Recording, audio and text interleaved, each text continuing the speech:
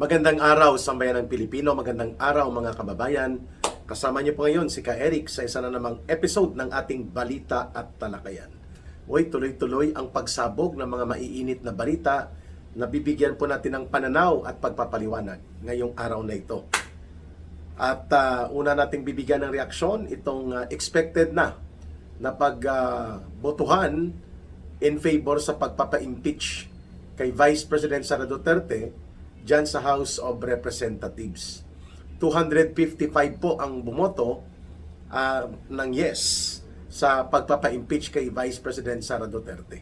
Expected po natin yan sapagkat kontrolado po ni Marcos at Romualdez at nadidiktahan po ng panunuhol at maniobra ng panggigipit at mga gapangan ang House of Representatives. In fact, we were informed a week ahead nitong botohan na mayroon ng nakahanda na 15 billion pesos mula mismo sa House of Representatives. Doon pa lang sa Committee on Injustice ay mayroon na pong ginamit na mga 1.3 billion pesos para mag-perfect attendance ang kahit may minimum ay 45 na mga miyembro doon sa House Committee on Injustice upang ipahiya at durugin si Vice President Sara Duterte.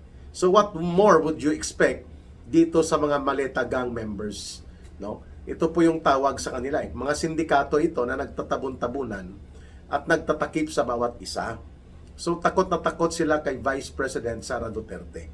Pero nakakadismaya ang ingay nito ni Congressman Toby Chanco at ni Congressman Igay Erese. Yun pala, si Erese mag-abstain lang. Si Toby Chanco ay nag-vote pa ng yes. But nonetheless, sa kanila po yun, no? Ang kanilang mga biradahan ay talaga naman pong hindi naman sila talagang naniniwala siguro ng lubusan sa kakayanan ni Vice President Sara Duterte bilang pinagkakatiwalaan na leader ng ating bansa.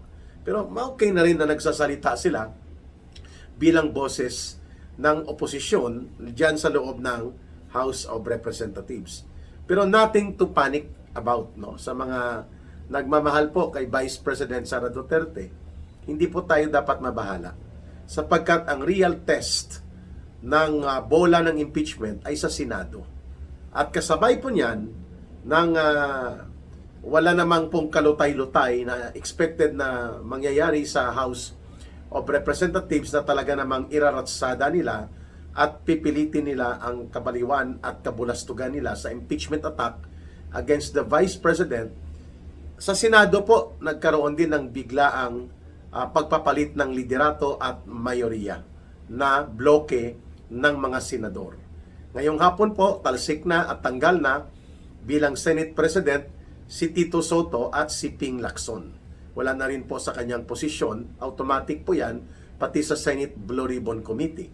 And there are now 13 new senators comprising the new majority bloc, no? Yung siyam na nandoon ay nag-present po kanina si Senator Bato de la Rosa at mayroon pa pong mga nagkaroon ng drama at banggaan, banatan physically sapagkat ipinilit di umano ng mga ahente ng National Bureau of Investigation na arestuhin ang isang active sitting senator like Senator Bato de la Rosa sa loob mismo ng building ng Senado while the Senate is still in session or Congress is still in session.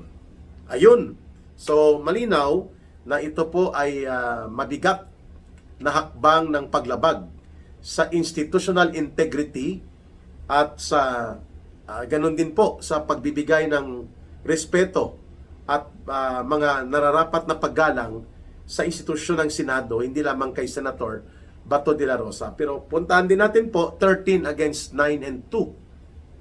30 ang bumoto na mag-reorganize at panibagong botohan sa liderato, installing Senate President right now, si Senator Alan Peter Cayetano.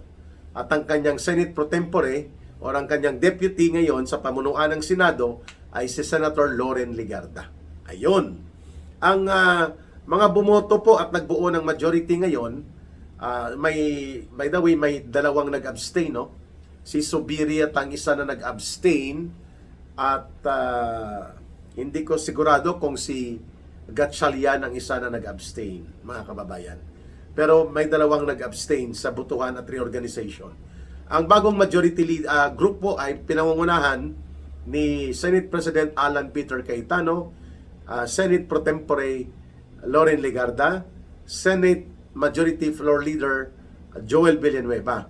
And then, nandyan sila Senator Jinggoy Estrada, sila Senator Robin Padilla, Senator Bongo, sila Senator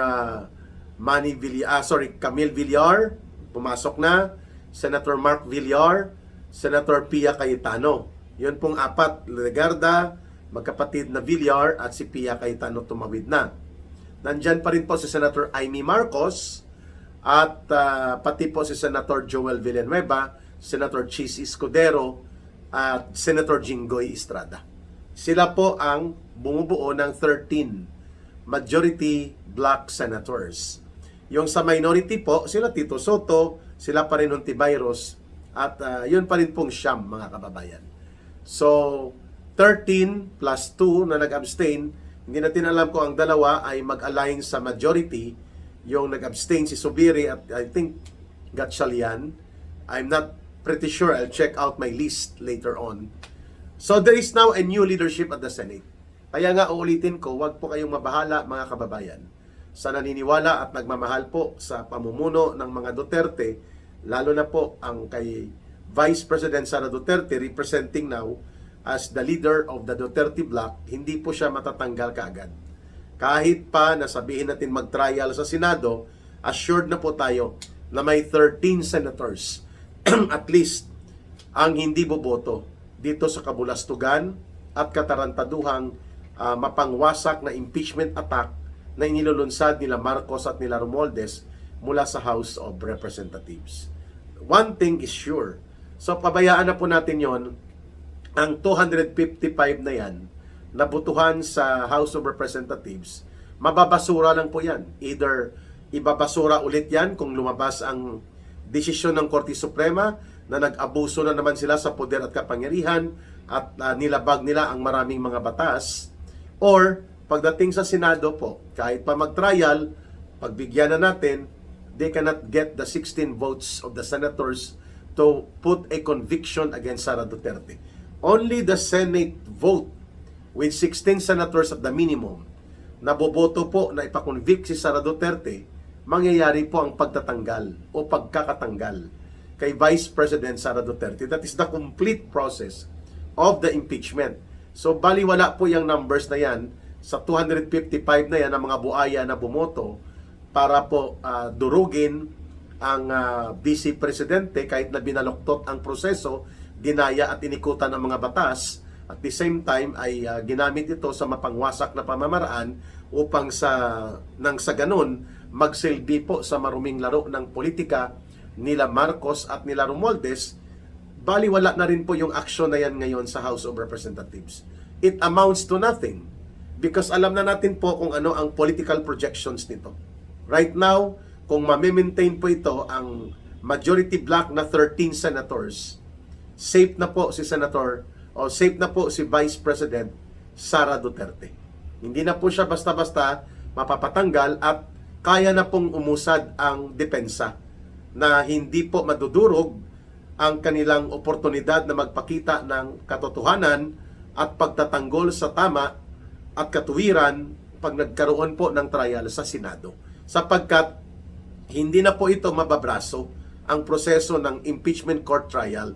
Mayroon na pong 13 senators na majority block. Whether, paano mo titingnan ito mga kababayan, hindi po ito maitatanggi that these are senators who are now indirectly or directly aligned to the Duterte political camp. Yan po ang totoo dyan. 13. At pwede pang madagdagan yan sa oras ng butuhan at maipakita po ang pandaraya ng proseso, ang pag-shortcut ng mga batas at mga pagbaloktot noon kapag nagkaroon ng full-scale impeachment court trial at the Senate. So hindi tayo nababahala dyan because the real ball of deciding for the impeachment is not at the House of Representatives. It is at the Senate. So timing na timing ito mga kababayan Kaya natutuwa pa rin tayo kahit papano na nasasaktan tayo, na binabalahura at tinatapakan po ang dignidad ng mamamayang Pilipino, ginagastos ang pera ng bayan para sa maruming laro ng politika at walang katuturan na pagwawaldas upang ipanuhol sa mga buaya at kawatan ng mga politiko na na nandyan po sa loob ng House of Representatives. Kahit paano nabuhayan tayo ng pag-asa at pananaw na may magandang mangyayari pa rin po. At hindi matutuloy itong kabulastugan na nangyari po sa pagpapa-impeach ng House of Representatives, kahit na binaloktot at ginamit na pandaraya pa ang nangyari, ipinalusot at malamang itatransmit na ang articles of impeachment tonight or bukas. The Senate right now is in safe hands, so to speak, with political definition. Pag sinabing safe hands po, mahihirap kukunin ang 16 votes ngayon ng mga senador, lalo pa 13 senators can be classified to be directly or indirectly aligned to the Duterte political camp. 13 yon. Mabigat na kunin pa ang 16 senators. At even dyan sa natitirang 11, malabo po na makuha nila buo yan na buboto sa conviction ni Sara Duterte. May mga re-electionist dyan like Mig Zubiri. I think re-electionist po siya. Si Gatchalian, re-electionist din po yata.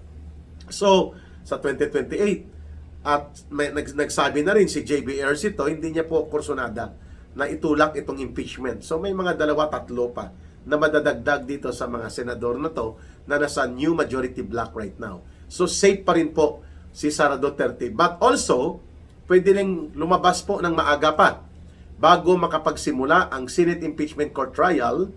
Ang Korte Suprema po may nakabinbin na 2 petisyon for certiorari and review hinggil po sa constitutionality ng mga akto at ginawa ng House of Representatives. Ayun. So, safe tayo. We have projections na sa Senado man o sa Korte Suprema, mataas po ang antas ng favorable na possibility of decision in favor kay Vice President Sara Duterte.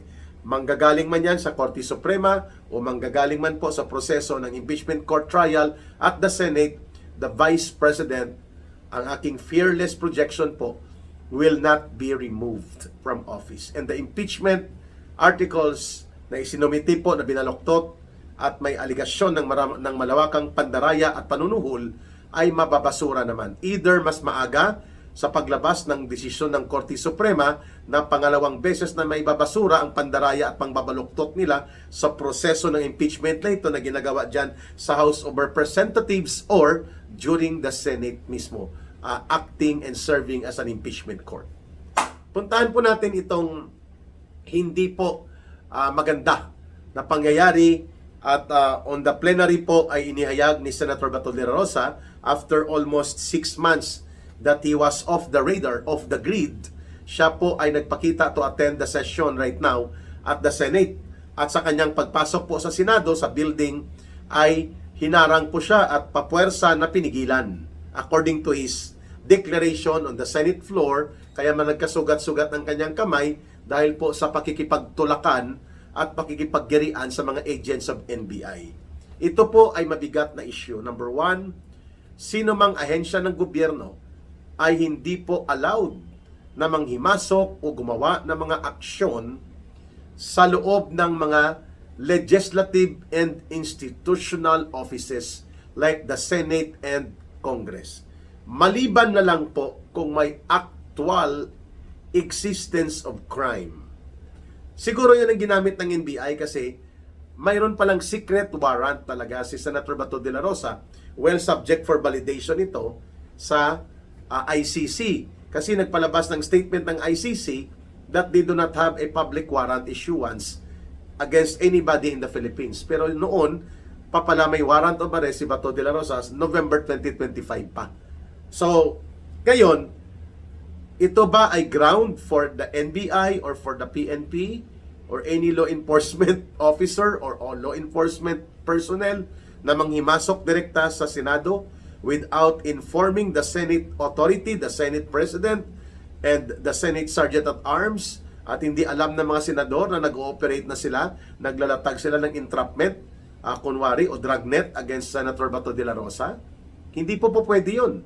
Sapagkat dapat yan ay transparent na ginagawa.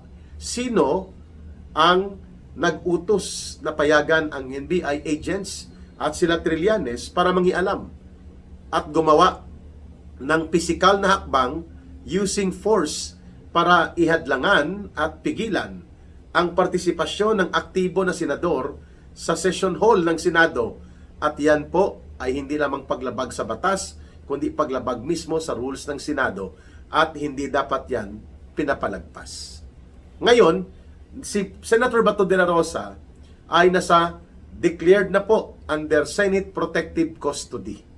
Ibig sabihin po, hanggat mayroon pong declaration ang Senado kay Senator Bato de la Rosa unless lifted, pwede po siyang mag-exhaust o kanyang i-maximize ang mga remedyo sa batas, like dumulog sa Korte Suprema para i-question ang existence ng warrant of arrest na ito na hawak-hawak ni Trillanes, which is dubious. Sino si Trillanes? Ano ang kanyang official function in the government? Siya ba ay appointed ambassador to the ICC by the government?